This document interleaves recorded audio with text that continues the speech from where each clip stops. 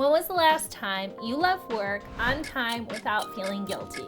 Or took a vacation without checking your email? If you can't remember, you're not alone. Today, we're challenging the 60-hour workweek culture in public health and exploring how to create rhythms that sustain you and your impact.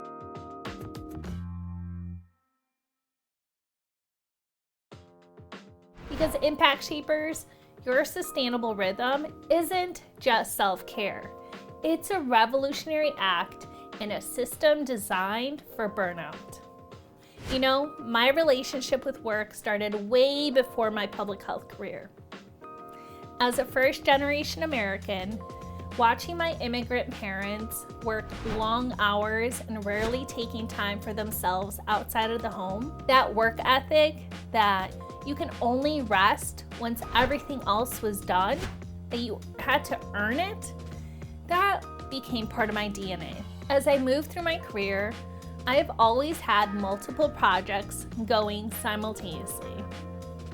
And it wasn't just because they were all important, which is true, but it was a deeper belief that my value was attached to my productivity, and it depended on how much I could accomplish.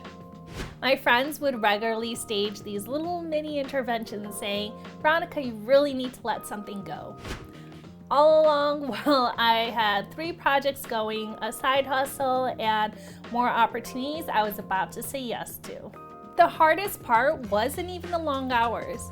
It was the impossibility of deciding what wasn't important enough to do.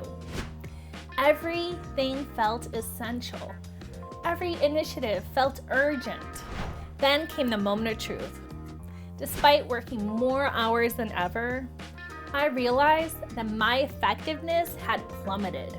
I was making careless mistakes, forgetting important details, and worst of all, I wasn't present with my team or the communities we served. That was my wake-up call. If I couldn't show up as my best self, what was the point of all the extra hours? That's when I realized something had to change. Not just for me, but for my entire team and the communities counting on us. The truth is that sustainable impact requires sustainable practices. And that's what we're diving into today. Let's start by dismantling the Martyrdom Myth, the belief that more hours equals more impact. We've all heard it. She's so dedicated, she never leaves the office. But here's the research-backed truth. Your productivity actually decreases with the more hours you work. Those extra hours aren't just ineffective, they're actually harmful to your work quality. Think about it. When you're exhausted, what's the first thing to go? For me, it's creativity and critical thinking. And those we need most in public health. Decision-making suffers. Innovation plummets. And community connection, well, it just gets replaced by going through the motions. Now, I know what some of you are thinking, but Veronica, the communities need us. There's so much work to do and so little of us. I know, I hear you. The challenges are real and the needs are urgent. But here's the uncomfortable truth. By perpetuating unsustainable work patterns, we're actually contributing to the very systems that burn people out and create staffing shortages. Instead, what if we designed our work around energy rather than time? This is a key principle, energy-based work design. It starts with a simple but powerful question. When are you at your best? For me, I'm most creative in the morning, best at analysis midday, and connect most authentically with people in the late afternoon. So I restructured my schedule accordingly. Creative work from 8 a.m. to 10 a.m., meetings in the afternoon, and protected my midday for detailed tasks. Now let's talk about the final key, boundaries as impact multipliers. I love reframing boundaries this way because it shifts them from seeming selfish to strategic. Your boundaries aren't limiting your impact, they're focusing it. Here are 3 types of boundaries every public health professional needs. Time boundaries. When you will and won't be available. Scope boundaries. What is and isn't your responsibility.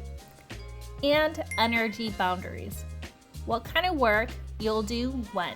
I worked with a community health worker who transformed her effectiveness with a simple meeting boundary script. Instead of saying, "Call me anytime," which left her constantly interrupted, she said, "I'm fully available for you on Tuesdays and Thursdays between 1 and 3.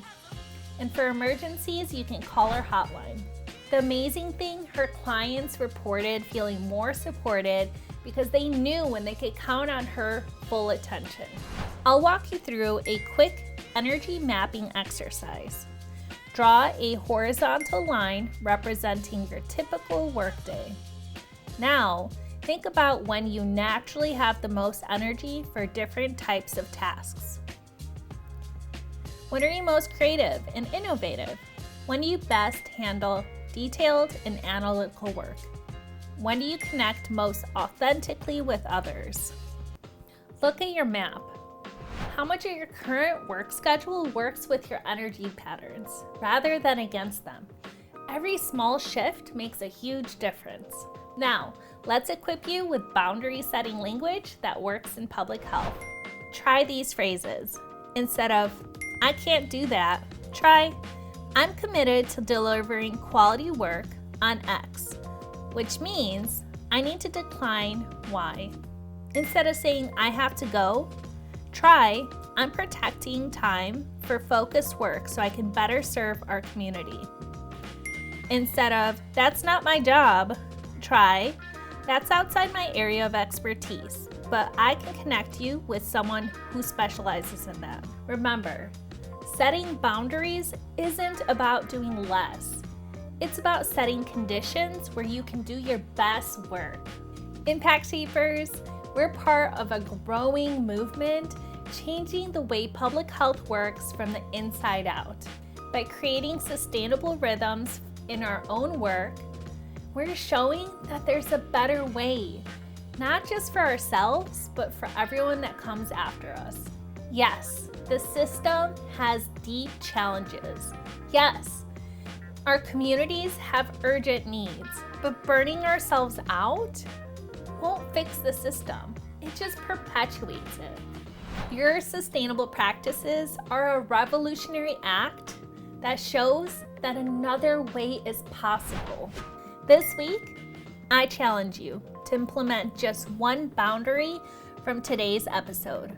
Maybe it's protecting your mornings for creative work.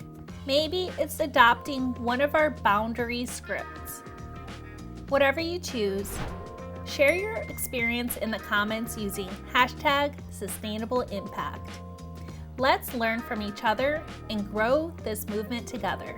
Until next time, remember, your well-being isn't just a nice to have. It's necessary for your impact. Keep shaping change, Impact Shapers, and do it at a rhythm that you can sustain for the long journey ahead. See you next time.